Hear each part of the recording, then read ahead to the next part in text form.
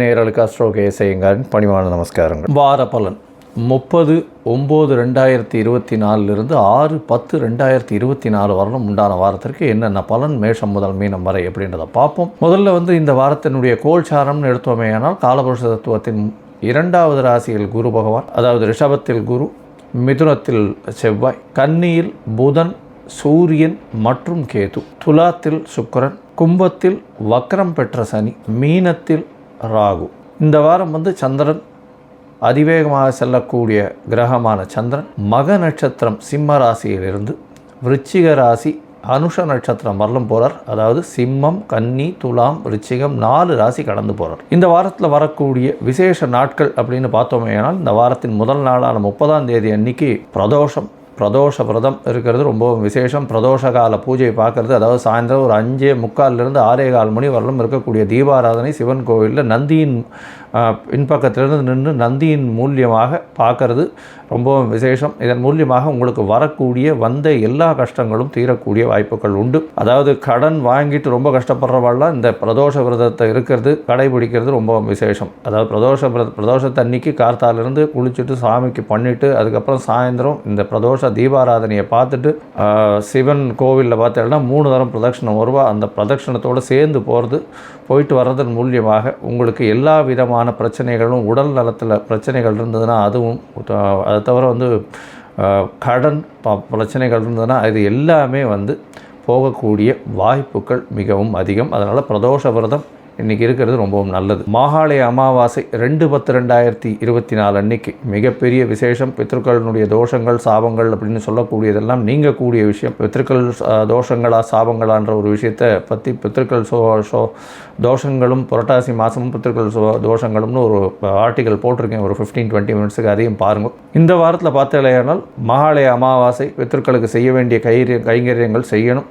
யாரெல்லாம் எள்ளு வச்சு தர்ப்பணம் பண்ணலாமோ அவர்கள் பண்ணணும். அப்போ 3 ஆறுகள் சேர்கிற இடத்துல கூடுதுறையில் பண்ணக்கூடியது ரொம்ப விசேஷம். இல்லைன்னா ஆறு, கிணறு இந்த மாதிரியான பூமியிலேருந்து சுரக்கக்கூடிய தண்ணி வர இடத்துல பண்ணுறது ரொம்ப விசேஷம். அதே மாதிரி அது இல்லாத பட்சத்தில் பித்ருக்களுக்கு இது பண்ணிவிட்டு அதுக்கப்புறம் கோவிலில் கொண்டு போய் உங்களால் முடிஞ்ச அளவுக்கு தான தர்மங்கள் செய்கிறதும், ஏழை எளியவர்களுக்கு தான தர்மங்கள் செய்கிறதும் மிகவும் ஏற்றத்தை கொடுக்கும். இந்த வாரத்தில் அது ரொம்ப முக்கியமான விசேஷமான ஒன்று. இதை கண்டிப்பாக பண்ணணும். எல்லோரும் பண்ணுறது ரொம்பவும் நல்லது. தாய் தந்தையர் இல்லாதவர்கள் கண்டிப்பாக பண்ணணும். இந்த வாரத்தில் பார்த்தீங்களேயானால் நவராத்திரி ஆரம்பம், அதாவது அமாவாசைக்கு அடுத்த நாள் பிரதமையிலிருந்து 9 நாட்கள் கண்டினியூஸாக நவராத்திரின்னு சொல்லுவோம். 9 இரவுகள். முதல் 3 நாள் துர்கைக்கும், அடுத்த 3 நாள் லக்ஷ்மிக்கும், அடுத்த 3 நாள் சரஸ்வதிக்கும், அப்படி 3 நாட்களாக ஒதுக்கியிருக்கு. முதல் 3 நாளான துர்கையினுடைய அம்சங்கள் எல்லாமே இது பண்ணுறது எல்லாமே இந்த நவராத்திரி ஆரம்பத்தில் பண்ணுவாள். இந்த வாரத்தில் பெரிய விசேஷம். இந்த நவராத்திரியும் மகாலய அமாவாசை இது வாரமே ரொம்பவும் விசேஷமான வாரமாக இருக்குது. இந்த வாரத்தில் 6ஆம் தேதி அன்னைக்கு சதுர்த்தி.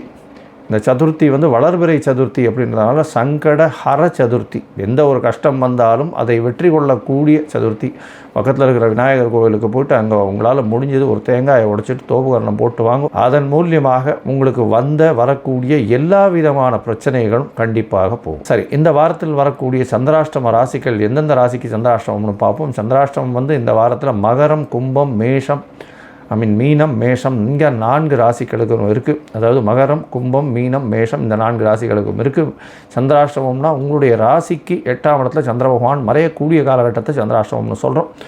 மதிகாரகன் மறைந்திருக்கக்கூடிய காலகட்டத்தில் தவறான முடிவுகள் எடுக்கக்கூடும். அதனால் முடிஞ்சவர்களும் இந்த காலகட்டத்தில் புதிய முடிவுகள் வேண்டாம், வெளியூர் வெளிநாட்டில் பிரயாணங்கள் வேண்டாம்னு சொல்கிறோம். தவிர இப்போ எந்த ஒரு முயற்சியும் இந்த காலகட்டத்தில் எடுக்க வேண்டாம். ஒருவேளை எடுக்க வேண்டிய கட்டாயம் இருந்தது, நீங்கள் ஏற்கனவே சொல்லிட்டீங்க அந்த நாளில் பண்ணியே ஆகணுன்ற கட்டாயம் இருந்ததுன்னா அருகில் இருக்கக்கூடிய விநாயகர் கோவிலில் போய் ஒரு பசும்பால் ஒரு 1/2 டம்ளர் கொடுத்துட்டு போங்க. சந்திராஷ்டமத்தின் தாக்கம் நிச்சயமாக குறையும். சரி, இப்போ மேஷம் முதல் மீனம் வரை ஒரு ராசிக்கா எப்படி இருக்குது? 30/9/2024 6/10/2024 வரை எப்படி இருக்குன்னு பார்ப்போம். ரிஷபம், கிருத்திகை, ரோகிணி, மிருகசீரிஷம் இந்த 3 நட்சத்திரம் 9 பாதங்களை கொண்ட ராசி. ராசியின் அதிபதி சுக்கிர பகவான் ராசிக்கு 6ஆம் இடத்துல ஆட்சி பெற்று போயிருக்கார். இந்த வாரத்தில் பார்த்தாலேயானால் இவ்வளோ நாளாக நீச்சம் பெற்று இருக்கக்கூடிய சுக்கிர பகவான் உங்களுடைய ராசிக்கு 6ஆம் இடத்துல இருக்கிறது விசேஷம். என்னதான் வந்து அதாவது என்ன சொல்கிறது, 6ஆம் இடத்துல இருக்கார், மறைந்த இடமாச்சே அப்படின்னு சொன்னாலும் உங்களுடைய ராசிநாதனுடைய இன்னொரு வீடுன்றதுனால கவலைப்படவே வேண்டாம். எல்லா விஷயங்களிலும் வெற்றி பெறக்கூடிய வாய்ப்புகள் உண்டு. புதிய வீடு மனை அமையக்கூடிய வாய்ப்புகள் நிச்சயமாக உண்டு. புதுசாக கடன் வாங்குவீங்க. கடன் வாங்குறதுனால நல்ல ஒரு ஏற்றம் கிடைக்கும். நண்பர்கள் கூட நல்ல ஒரு ஏற்றம் கிடைக்கக்கூடிய காலகட்டமாக அமைய போகிறது. ராசியிலேயே குரு பகவான் இருக்கிறதுனாலையும் திருமணத்திற்கு பார்த்து கொண்டிருப்பவர்கள் இப்போ ஜாதக பரிவர்த்தனையெல்லாம் பண்ணி நல்லபடியாக வச்சுக்கிறது நல்லது. இப்போது அமாவாசை முடிஞ்ச உடனே அடுத்தது வந்து இந்த புரட்டாசி, இந்த நவராத்திரி எல்லாம் முடிஞ்சுட்டு ஐப்பசியில் கல்யாணத்தை வச்சுக்கலாம். நல்லபடியாக ஏற்றமான இருக்கக்கூடிய காலகட்டமாக அமைய போகிறது.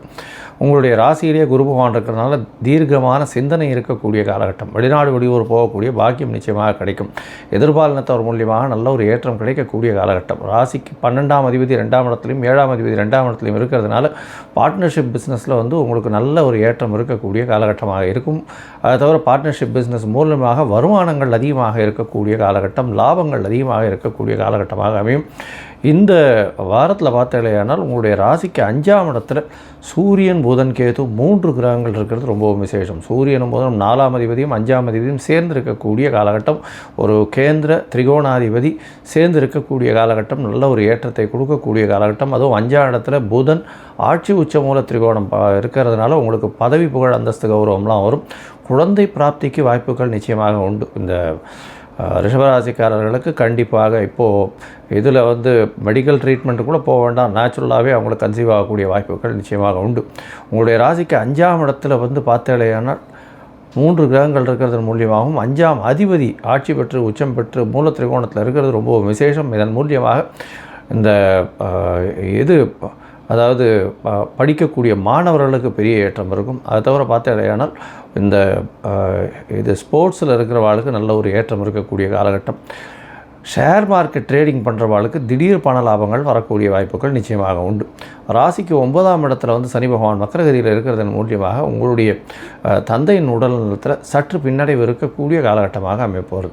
இந்த வாரத்தில் அதிவேகமாக செல்லக்கூடிய கிரகமான சந்திர பகவான் உங்களுடைய ராசிக்கு 4ஆம் இடத்துல இந்த வாரத்தை ஆரம்பிக்கிறார். அதாவது 30/9/2024 6/10/2024 வரலும் உண்டான காலகட்டத்தில் 1ஆம் தேதி மாலை ஒரு 4:30 மணி வரலும் சந்திர பகவான் உங்களுடைய ராசிக்கு 4ஆம் இடத்துல இருக்கார், கேந்திரத்தில் இருக்கார், திக்பலமாக இருக்குது. நல்ல ஒரு ஏற்றம் கிடைக்கக்கூடிய காலகட்டமாக அமைய போகிறது. படிக்கக்கூடிய மாணவர்களுக்கெல்லாம் எல்லா விதமான முயற்சியிலையும் வெற்றி கொள்ளக்கூடிய வாய்ப்புகள் நிச்சயமாக உண்டு. இதை தவிர பார்த்தாலேயானால் தாயின் உடல்நிலையில் நல்ல ஒரு ஏற்றம் இருக்கக்கூடிய காலகட்டமாக அமைய போகிறது. இந்த வாரத்தில் உங்களுடைய ராசிக்கு 5ஆம் இடத்துல சந்திர பகவான் போகிறார். 5ஆம் இடத்துல வந்து 1ஆம் தேதியிலிருந்து 4ஆம் தேதி அதிகாலை ஒரு 4:30-5 மணி வரலும் இருக்கக்கூடிய காலகட்டமாக இருக்குது. அந்த காலகட்டத்தில் அமாவாசை யோகம் வருது. அதாவது சூரியனும் சந்திரனும் சேர்ந்து இருக்கக்கூடிய காலகட்டம். 4 கிரகங்கள் இருக்கும். சூரியன், சந்திரன், புதன் மற்றும் கேது 4 கிரகங்கள் இருக்கிறது விசேஷம். இதன் மூலியமாக 5ஆம் இடம் அதீதமாக வலுப்பெற்று போகிறதும் குருவின் பார்வையில் இருக்கிறதும் பெரிய விசேஷம். இதன்படியாக பார்த்தாலேயானால் உங்களுக்கு புதிய பொறுப்புகள் வந்து கிடைக்கக்கூடிய வாய்ப்புகள் உண்டு. கவர்மெண்ட் ஆஃபீஸ்லேருந்து கான்ட்ராக்ட்ஸ் ஏதாவது வரும். கவர்மெண்ட் ஆஃபீஸ்லேருந்து நல்ல ஒரு ஏற்றமான செய்தி வரக்கூடிய வாய்ப்புகள் உண்டு. இந்த ரிஷபராசிக்காரர்கள் பொதுவாகவே இந்த இதில் இருக்கிறவங்க, அதாவது கலைத்துறையில் இருக்கிறவங்க, அட்வர்டைஸ்மெண்ட் பண்ணுறவங்க, இவங்களுக்கெல்லாம் பெரிய ஏற்றம் கிடைக்கக்கூடிய காலகட்டம். கவிதை எழுதுகிறவங்க, கதை கட்டுரை எழுதுகிறவங்களுக்கு பெரிய ஏற்றம் கிடைக்கக்கூடிய காலகட்டமாக அமைய போகிறது.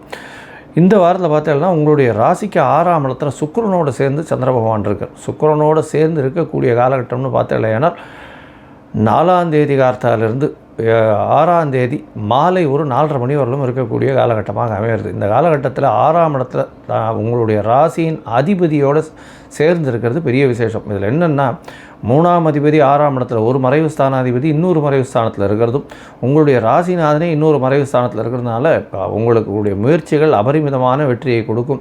எந்த முயற்சியாக இருந்தாலும் அதில் வெற்றி பெறக்கூடிய வாய்ப்புகள் நிச்சயமாக உண்டு. ஒரு பெண்ணின் மூலியமாக அதாவது எதிர்பாலினத்தவர் மூலியமாக நல்ல ஒரு வெற்றி கிடைக்கக்கூடிய காலகட்டமாக அமைய போகிறது. அதை தவிர புதிய கடன் வரக்கூடிய வாய்ப்பு, அதன் மூலியமாக பெரிய வெற்றி வரக்கூடிய வாய்ப்புகள் உண்டு. வெளிநாடு வெளியூர் போகக்கூடிய பாக்கியம் நிச்சயமாக உண்டு. அரசாங்க உத்தியோகம் கிடைக்கக்கூடிய காலகட்டமாக அமையும். உங்களுடைய ராசிக்கு சப்தமத்தில் வந்து சந்திர பகவான் வரார். அது வந்து 6ஆம் தேதி மாலை ஒரு 4 மணியிலிருந்து 9ஆம் தேதி அதிகாலை ஒரு 1:30 மணி வரலும் இருக்கக்கூடிய காலகட்டம். இந்த காலகட்டத்தில் பார்த்தீங்களேனால் உங்களுடைய ராசிக்கு 7ஆம் இடத்துல குரு சந்திர யோகம் வருது. 7ஆம் இடத்துல சந்திர பகவானும் உங்களுடைய ராசியில் குரு பகவானும் இருக்கார். சந்திரன் நீச்சப்பட்டு இருந்தாலும் குரு சந்திர யோகம் அமைகிறதுனால நல்ல ஒரு ஏற்றம், கவலைப்பட தேவையில்லை. 3ஆம் அதிபதி சப்தமத்தில் இருக்கிறதுனால பார்ட்னர்ஷிப் பிஸ்னஸில் பெரிய ஏற்றம் கிடைக்கும். இந்த வாரம் நீங்கள் அருகில் இருக்கக்கூடிய ரங்கநாத பெருமாளை போய் சேவிச்சுட்டு வாங்க. அங்கே இந்த ட்ரை ஃப்ரூட்ஸ் கொண்டு போய் கொடுத்துட்டு வாங்க. அதாவது பாதாம், பிஸ்தா இந்த மாதிரியான ட்ரை ஃப்ரூட்ஸ் கொண்டு போய் பெருமாளுக்கு கொடுத்துட்டு வர்றதன் மூலியமாக உங்களுக்கு எல்லா விதமான ஏற்றங்களும் நிச்சயமாக வரும்.